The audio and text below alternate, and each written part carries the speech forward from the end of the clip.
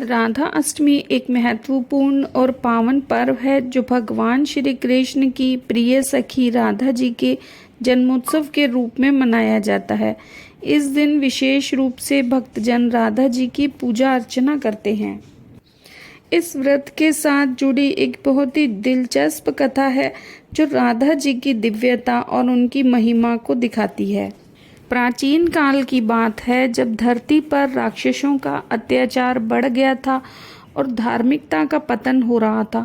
इस समय भगवान श्री कृष्ण ने अवतार लिया था, लेकिन उनके साथ ही राधा जी की उपस्थिति भी आवश्यक थी, जो उनके प्रेम और भक्ति का आदर्श उदाहरण थी।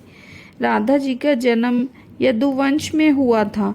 उनकी माता पिता राजा वृषभानु और रानी कीर्ति बहुत ही धर्मपरायण और धार्मिक व्यक्तित्व के मालिक थे। राधा जी के जन्म के समय एक अद्वितीय चमत्कार हुआ।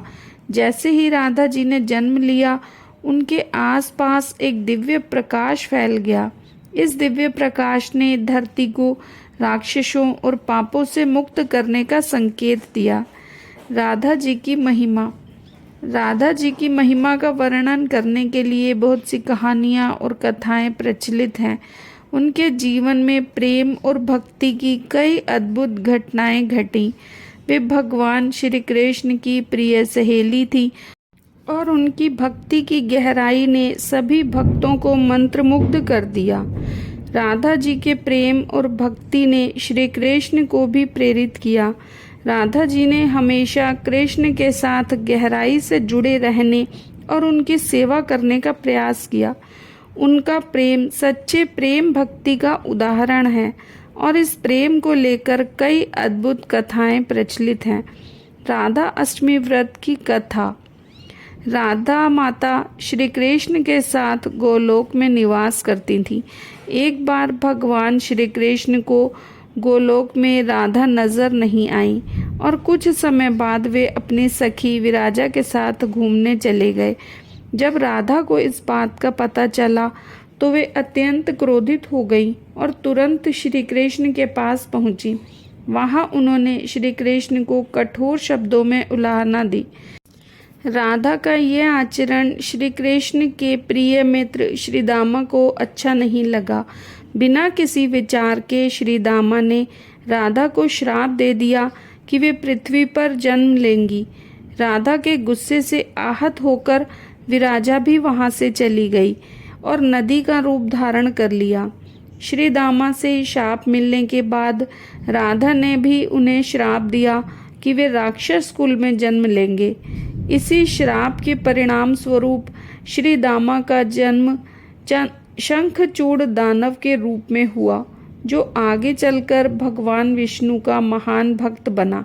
दूसरी ओर राधा ने पृथ्वी पर वृषभानु जी के घर पुत्री के रूप में अवतार लिया।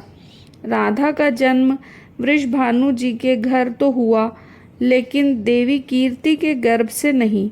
जब राधा और श्री दामा ने एक दूसरे को श्राप दिया, तब भगवान श्री कृष्ण ने कहा था कि राधा को वृषभानु और देवी कीर्ति की पुत्री बनकर पृथ्वी पर रहना होगा। मनुष्य की योनि में आपके विवाह का संबंध एक वैश्य से होगा, जो मेरे ही अंश का अवतार होगा। इस प्रकार आप पृथ्वी पर भी मेरी ही संगनी रहेंगी, लेकिन हमें पृथ्वी पर अलग होने का दुख सहना होगा। इसके बाद भगवान श्री कृष्ण ने राधा से कहा कि अब आप मनुष्य योनि में जन्म लेने की तैयारी करें। संसार के सामने वृषभानु जी की पत्नी गर्भवती हुई और जिस प्रकार एक शिशु का जन्म होता है, उसी प्रकार देवी कीर्ति का भी प्रसव हुआ। हालांकि वास्तव में राधा का जन्म उनके गर्भ से नहीं हुआ था। भगवान की माया से उनके गर्भ में वायु आ गई थी और उसी वायु से राधा का प्रकाट्य हुआ। प्रसव के समय देवी कीर्ति को पीड़ा हो रही थी और उसी समय राधा के रूप में एक सुंदर कन्या का जन्म हुआ।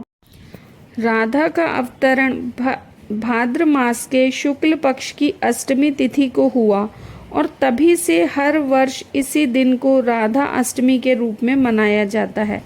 राधा अष्टमी के दिन एक विशेष पूजा की जाती है जिसमें भक्तजन राधा जी की महिमा का गान करते हैं।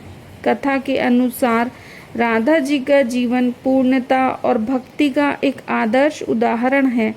एक बार जब श्री कृष्ण ने राधा जी से पूछा कि उनकी भक्ति का रहस्य क्या है, तो राधा जी ने उत्तर दिया कि उनकी भक्ति में केवल प्रेम और समर्पण है। राधा जी ने भगवान कृष्ण को भक्ति का सबसे सुंदर और महान रूप दिखाया। उनकी भक्ति ने उन्हें अद्वितीय बना दिया और इसीलिए राधा अष्टमी का पर्व इस प्रेम और भक्ति की महिमा को मान्यता देने का अवसर है।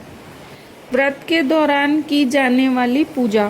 राधा अष्टमी के दिन व्रती सुबह जल्दी उठकर स्नान करते हैं और व्रत का संकल्प लेते हैं। इसके बाद राधा जी की पूजा करते हैं जिसमें उनकी मूर्ति को सुंदर वस्त्र पहनाए जाते हैं और भोग अर्पित किए जाते हैं। व्रती दिन भर उपवास रखते हैं और केवल फल, दूध और जल का ही सेवन करते हैं।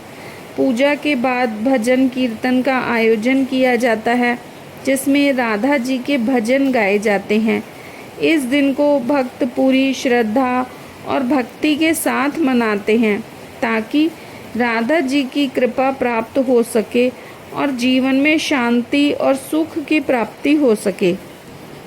राधा अष्टमी का व्रत की कथा हमें राधा जी के प्रेम और भक्ति की गहराई को समझने में मदद करती है। यह व्रत केवल एक धार्मिक पर्व नहीं बल्कि प्रेम और भक्ति का आदर्श उदाहरण है। राधा जी के जीवन की कथा हमें सिखाती है कि सच्ची भक्ति में केवल प्रेम और समर्पण होना चाहिए। राधा अष्टमी के इस पावन पर्व पर आप सभी को हार्दिक शुभकामनाएं। वीडियो पसंद आने पर इसे लाइक करें और चैनल को सब्सक्राइब करें और शेयर करें अपने फ्रेंड्स और फैमिली के साथ।